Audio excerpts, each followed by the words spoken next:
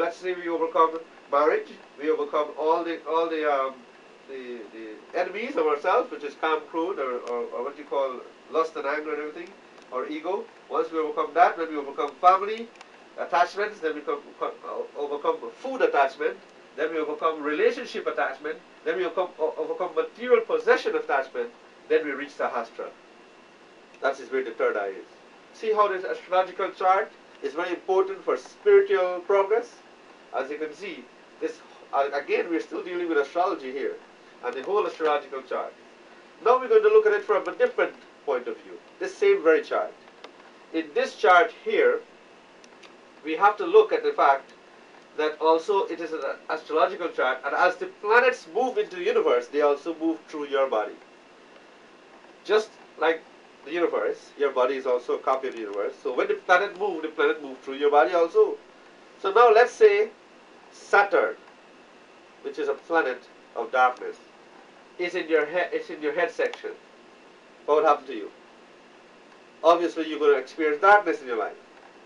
Let's say Jupiter, which is Guru, is in your head section. What's going to happen? You're going to experience happiness because God is in your mind. When you have a lot of worry, when you worry a lot, it is Moon in your head section.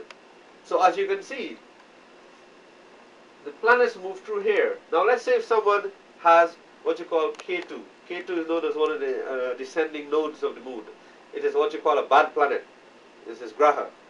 Now it is these planets that cause the problems. I'm going to review for you the planets in a minute, but let's say K2, which is the one that causes cancer, is in the intestine section of your horoscope. Right away, I know that you have cancer in your intestine. If I have Rahu is known as a drunkard also, a planet. He's a planet that causes drunkenness or causes drug problems, or he's a planet that causes separation. And I see Rahu in your marriage section, which is your lover section here. If Rahu is there, what's going to happen? That means your lover or your husband will leave you, and therefore divorce or something will happen. Or if you're a woman and Rahu is in the section of your horoscope for your husband, then that means your husband will become a drunkard. So as you can see, the planet position determines that aspect of your life. Now, if we have, for example, Mangal or Mars in the stomach section, now Mars is what causes pain. Mangal is what causes pain.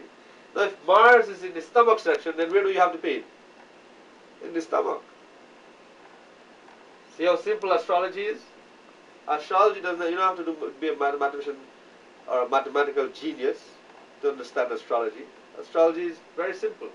If the planet, if a bad planet is in the income section, let's say on the 11th house or income section, then the bad planet is going to affect your money, and so on. If for example, Rahu is in the material section, which is where you bank your money and all these things, that means you're going to be losing your money in the bank. So very simple astrology, as you can see. Now I'm going to go over for you the planets briefly before we end this session. Just to give you an idea, though, let's look at some of the other charts. Here I have designed another chart. This is called what you call the star chart or the star constellation chart. It has 27 stars. But what I did is I made it more simple by going from the signs. Here you have the signs around here, and then here we have the stars. Okay, but these are the Hindu names or the Vedic names of the stars. Then we have the English or Western name of the star constellation. Now we have 27 constellations, and then each one is ruled by a planet, and we have the planet here. And then each star also is ruled by an animal instinct.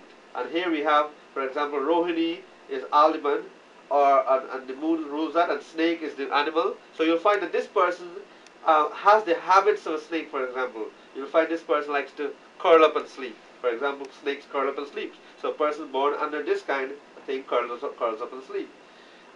If you look at another one, here is Ashwini, Ariatis, and Ketu. Arietis is the English name, Ashwini is a Hindu name, and the horse is the animal. That means that person worked very hard because horses work very hard. And Devata, that person is a Devata. Nar means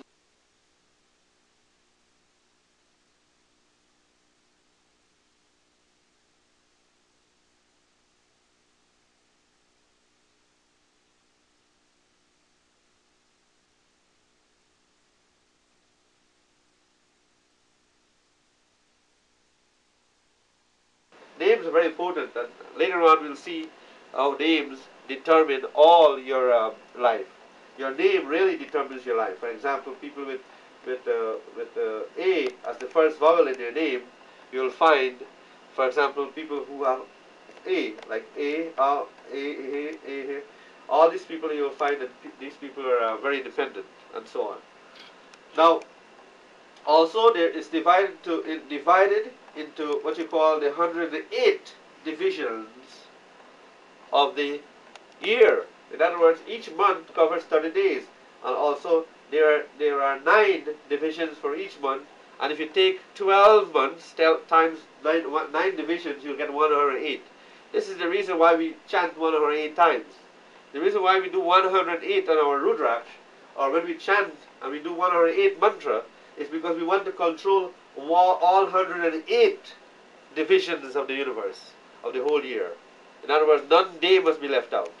And so that's why we do our mantras 108 times. If you take a look at this chart over here, this chart here is how you find your Isht Devata, or your karmic lord. It is almost similar to numerology in the West, but it's not exactly the numerology that we see in the West. This one is mostly based on divine principles, and again relates to the astrological chart or the zodiac chart. Instead of putting